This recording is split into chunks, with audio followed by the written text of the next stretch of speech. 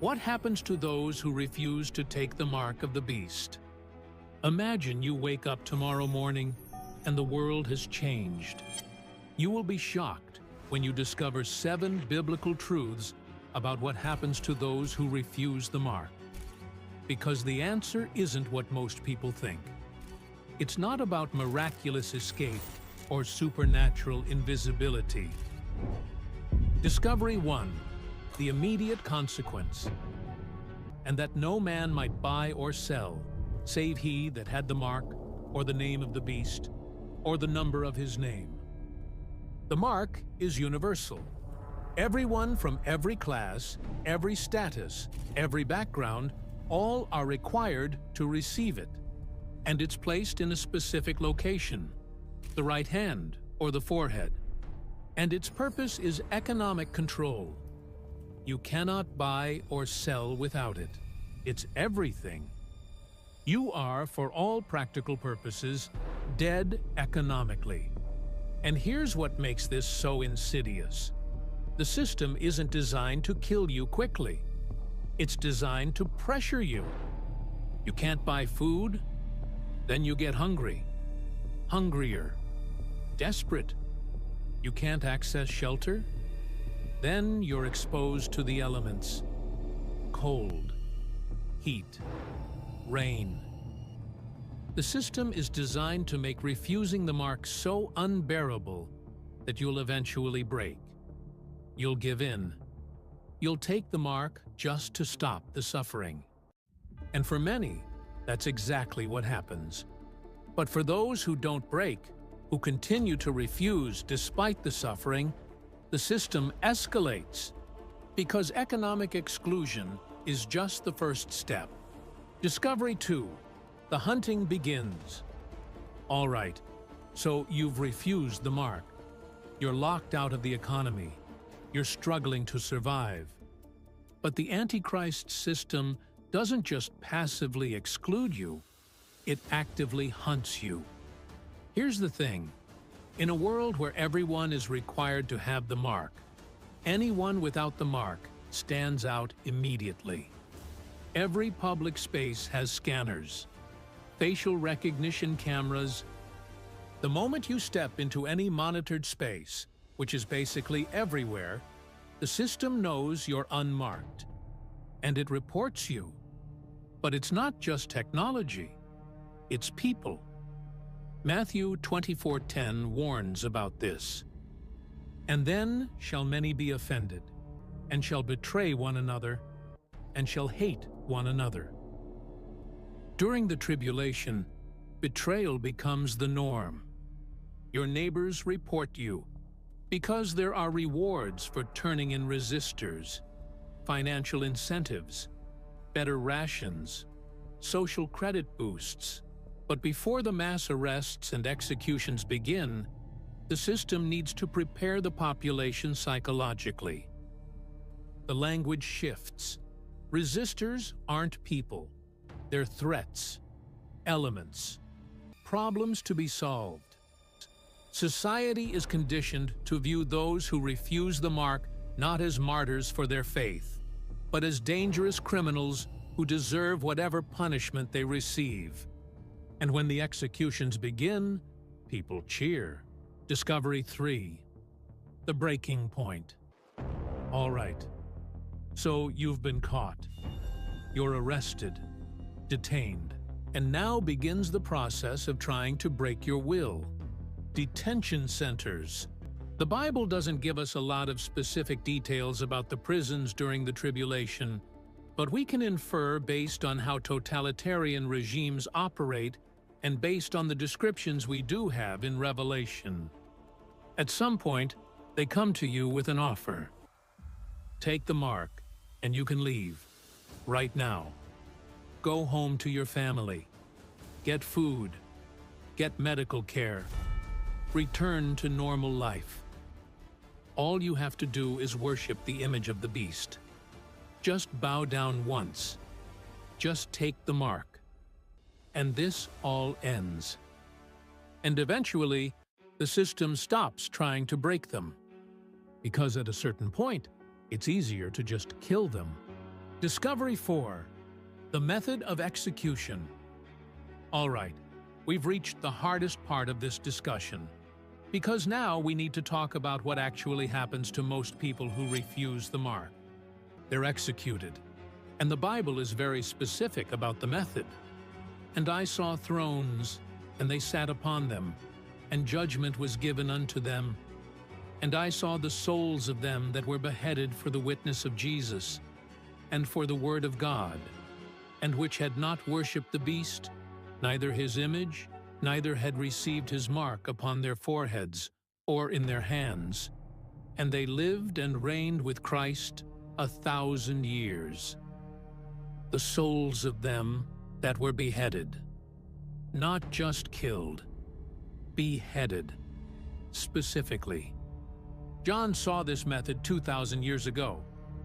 It's about humiliation, about spectacle, about terror. It's visceral. It's designed to horrify witnesses. And in the tribulation, these executions won't be hidden. They'll be broadcast, displayed, used as propaganda. Public executions. Revelation 13:15. And he had power to give life unto the image of the beast, that the image of the beast should both speak, and cause that as many as would not worship the image of the beast should be killed. As many as would not worship the image should be killed. This isn't small-scale persecution. This is systematic extermination of anyone who refuses compliance. The message is clear. This is what happens to those who resist. Others watch in horror, too terrified to speak out. And one by one, those who refuse the mark are brought forward and executed. But here's what the executioner doesn't understand. Here's what the crowds watching don't see. For the believer being martyred, the moment the blade falls is the moment of ultimate victory. 2 Corinthians 5:8. We are confident, I say, and willing rather to be absent from the body, and to be present with the Lord. Absent from the body, present with the Lord. There's no soul sleep. There's no waiting period. There's no purgatory. The instant you die, if you're a believer, you're in the presence of Jesus. No more pain, no more suffering, no more persecution. Immediate, perfect, eternal joy. The executioner thinks he's ending your life, but he's actually opening the door to paradise. You go from the worst moment of your earthly existence to the best moment of your eternal existence in less than a second. And the executioner? He thinks he's won. But he's just sent another soul into glory and another witness into heaven who will testify against him at the judgment. The blade is not defeat.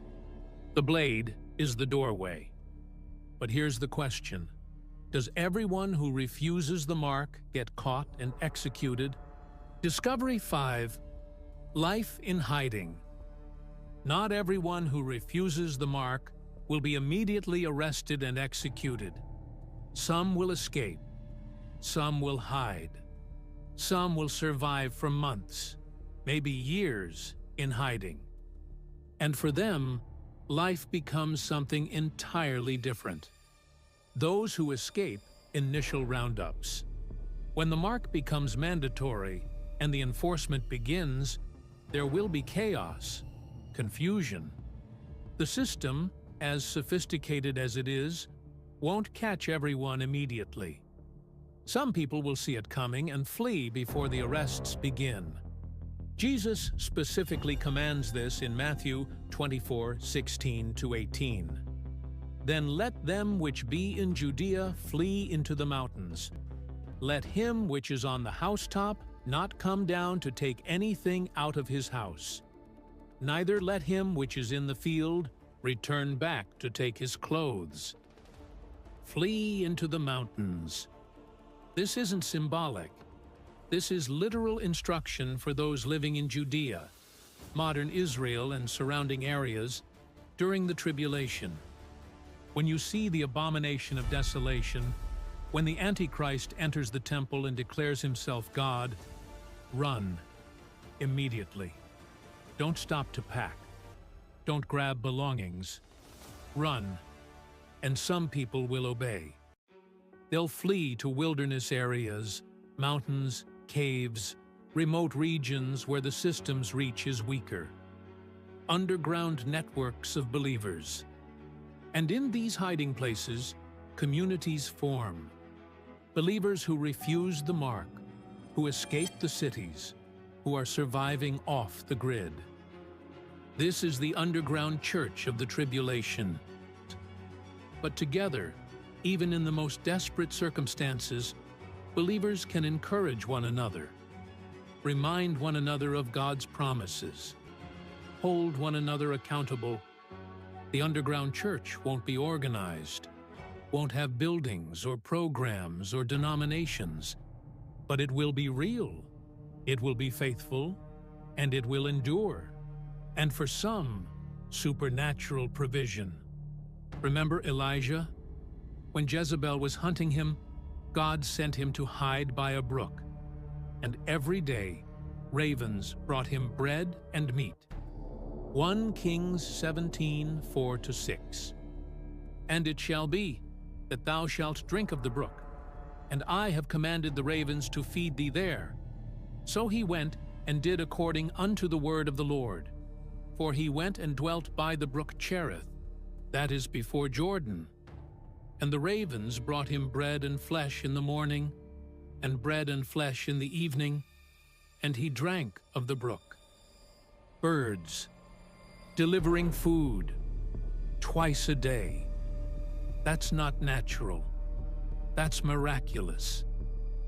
God sustained Israel in the wilderness for 40 years with manna from heaven. He can sustain the tribulation remnant too. For those in hiding, every day is a battle. Not just physically, but spiritually and mentally. But they endure, because they know the alternative is eternal damnation. However, not everyone hides. Some believers will have a different calling. Discovery 6.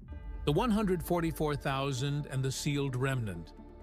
All right, we need to talk about a specific group of believers during the tribulation who won't be in hiding, who won't be running, who won't be hiding in caves